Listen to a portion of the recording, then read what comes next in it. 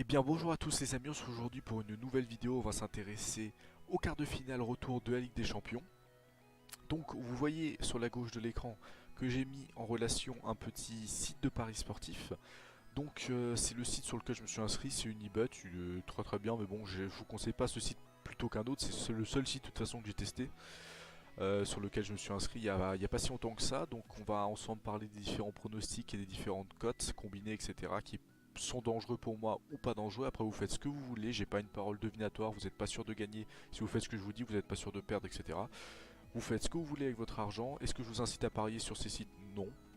Et surtout si vous êtes mineur, en plus essayez pas d'aller chipper la carte bleue des parents ou alors une carte bleue jeune pour aller parier sur les sites sportifs. Faites ça vraiment si vous êtes majeur, que vous avez de l'argent pas à perdre entre guillemets, mais si vous mettez 20 euros, attendez-vous à les perdre. C'est comme ça, si vous gagnez c'est bien, si vous perdez c'est pas trop grave. Voilà, donc petite parenthèse refermée, maintenant on va parler des différents quarts de finale. Donc le premier c'est Barcelone-Manchester United. Alors on voit la cote du FC Barcelone est très faible par rapport à la cote de Manchester United, tout simplement parce qu'on sait qu'au Camp Nou c'est très compliqué d'aller déloger le Barça.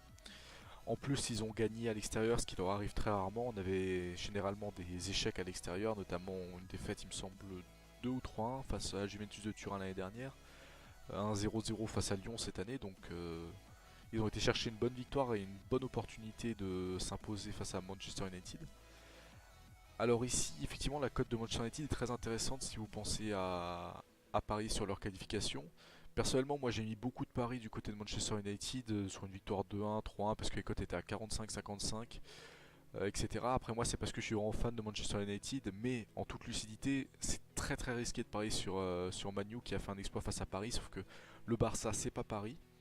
Donc ici si je devais donner un pronostic, ce serait un... Il faut que j'évite de donner un pronostic du cœur parce que pour moi Manchester United va se qualifier, mais... Écoutez, je vous donne mon pronostic du cœur, mais surtout ne faites pas trop attention à ce pronostic là. Allez pas vous parier toutes vos économies sur un pronostic comme ça. C'est vraiment un match où je pense que c'est très dangereux de parier. À part si vous êtes fan des deux équipes, je trouve que c'est très dangereux de parier sur un match comme ça. Ensuite, le match Juventus de Turin-Ajax. Donc l'Ajax qui a fait un match aller, j'ai envie de dire extraordinaire parce que le match était extrêmement plaisant à regarder. Je l'ai regardé plus tard, hein, puisque j'ai regardé à l'époque le match du Barça face à Manchester et j'ai regardé en replay Juventus-Ajax. C'est vrai que l'Ajax avait totalement dominé et la Juventus a eu de la chance, je trouve, de repartir avec ce match nul. Maintenant, on sait qu'au Juventus Stadium, c'est très différent. La Juventus maîtrise généralement mieux son sujet. On se rappelle de la presque remontée face au Real de Madrid où ils avaient gagné 3-1. Donc ça va être compliqué pour moi pour l'Ajax. Hein. C'est dommage parce que ça, c'est une belle équipe qui n'a pas forcément énormément de budget, qui monte de très belles choses et qui arrive à renverser des gros. Mais pour moi, là, on voit sur le pari pas risqué. Je pense que c'est de parier sur la Juventus qui devrait quand même assez aisément se qualifier.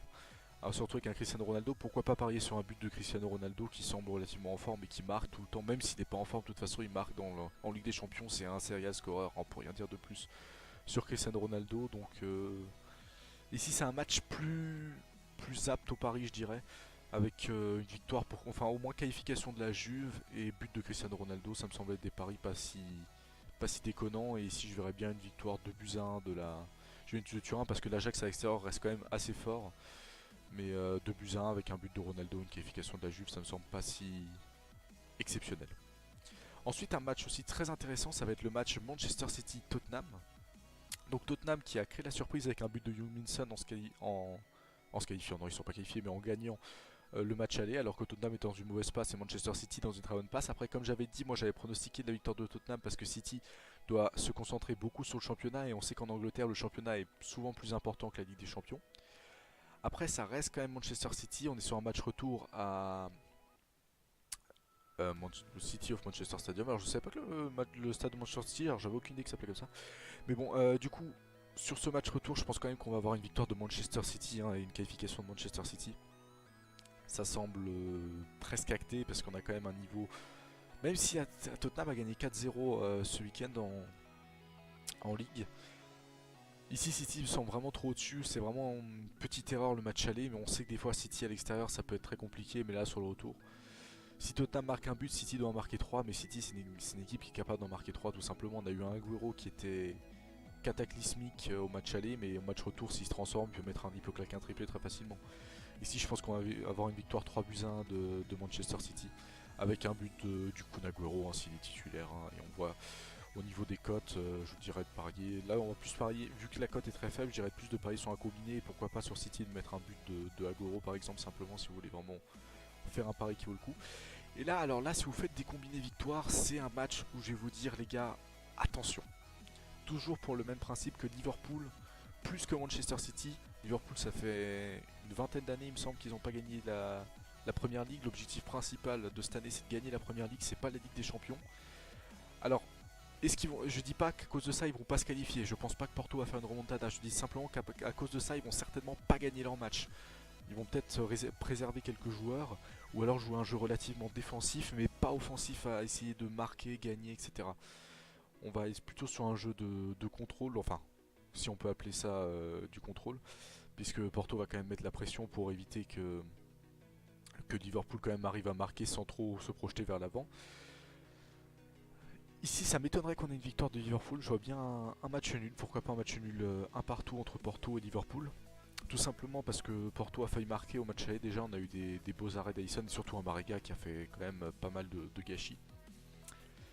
Allez, voilà, ici, je vais pas aller trop m'enfoncer là-dessus. C'est juste que je vous dis, si vous avez un combiné, je sais que la cote est intéressante à 2,05, mais si elle est à 2,05, c'est pas pour rien. Je suis assez d'accord avec ce type de cote. C'est que Liverpool va pas prendre trop de risques.